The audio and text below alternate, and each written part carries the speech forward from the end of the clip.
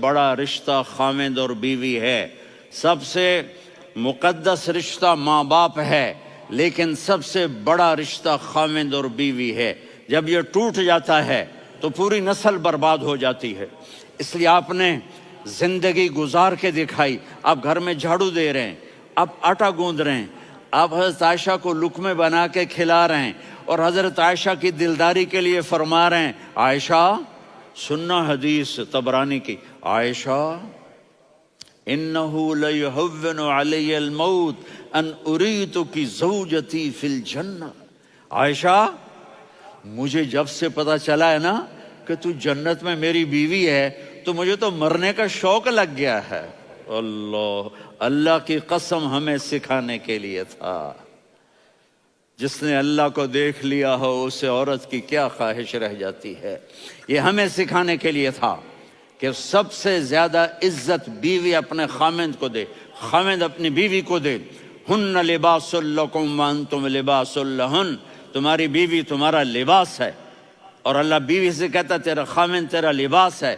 آپ نے 11 گھروں کو کس طرح آباد کیا، کس محبت سے کیا کہ 2 مہینے چولہا نہیں جلتا اور کسی کی زبان پر شکایت نہیں۔ یہ حسن سلوک، یہ محبت۔ حضرت عائشہ کی عمر تھوڑی تھی، جہاد کے سفر سے واپسی ہو رہی، تو آپ نے صحابہ سے کہا بھی چلے جاؤ سارے آگے چلے گئے، تو صرف آپ دونوں رہ گئے۔ تو آپ نے کہا عائشہ دوڑ لگائیں۔ سبحان اللہ، حضرت اما عائشہ نے نہیں کہا، میرے نے عائشہ دوڑ لگائیں، میں کہا جی لگائیں۔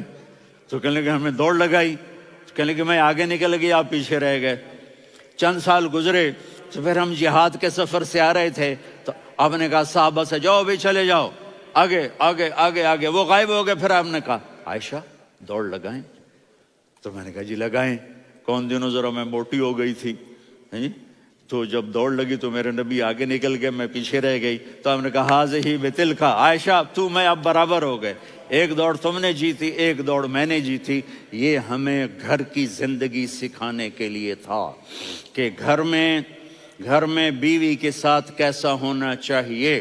اور عورتوں کے لیے کہا اگر میری شریعت میں سجدہ ہوتا تو میں بیوی سے کہتا اپنے خاوند کو سجدہ کرے، تاکہ ایک نسل تیار ہو، بیلنس زندگی گزارو۔ میں نے کل بھی کہا تھا، آج بھی کہہ رہا ہوں، امبیلنس لائف ہماری اولاد کو تباہ کر رہی ہے۔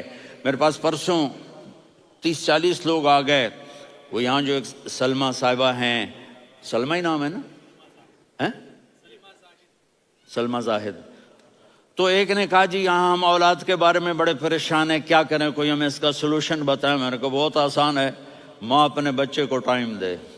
نصیحت کی بات نہیں کر رہا ہوں، ٹائم دے۔ میں نے کل آپ کو شکل بنا کے دکھایا تھا کہ میرے نبی حسن حسین کو کمر پہ بٹھا کے کمرے میں چکر لگاتے ہیں۔ اتنے بڑے ہستی، اتنے بڑے نبی، اور بچوں کے لیے وقت نکال رہے ہیں اور ان کو لے کر گھوم رہے ہیں۔ پھر دونوں بھائیوں کو اتار دیتے اور ان کی بہن زینب کو بٹھاتے اور پھر کمرے میں چکر لگاتے، پھر فرماتے تمہارا اونٹ کیسا ہے۔ ایک دفعہ آپ سجدے میں گئے، فرض نماز، فرض، اور سجدہ لمبا، اتنا لمبا ہوا کہ صحابہ سمجھے اللہ کے نبی فوت ہو گئے۔ عبداللہ بن مسعود فرماتے ہیں میں پہلی صف میں تھا تو میں نے یوں کر کے دیکھا بھئی چکر کی ہے، تو دیکھا دونوں بھائی حسن حسین میرے نبی کی کمر پہ چڑھے ہوئے تھے اور میرے نبی نے سجدے سے سر نہیں اٹھایا۔ یہ کام کرو تو بچے تم سے پیار کریں گے۔ تم کہتے ہو بچے ہم سے ڈرتے نہیں، میں نے کل بھی کہا تھا ڈائن نہ بنو، ماں بنو، تھانے دار نہ بنو، باپ بنو۔ تو انہوں نے ایسے ہاتھ آگے کیا کہ میں بچوں کو نیچے اتاروں، تو مجھے دیکھنا، آپ نے یہاں سے ایسے سجدہ ہوتا ہے نا، تو آپ نے ادھر یا ادھر سے دیکھا کہ ایک ہاتھ آگے آ رہا ہے میرے بچوں کو اتارنے کے لیے، تو آپ نے سجدے میں یوں کیا، یہ دیکھ رہے ہو، وہ پیچھے ہٹ گئے۔ جب تک وہ خود نہیں اترے میرے نبی نے سجدے سے سر نہیں اٹھایا، اور جب نماز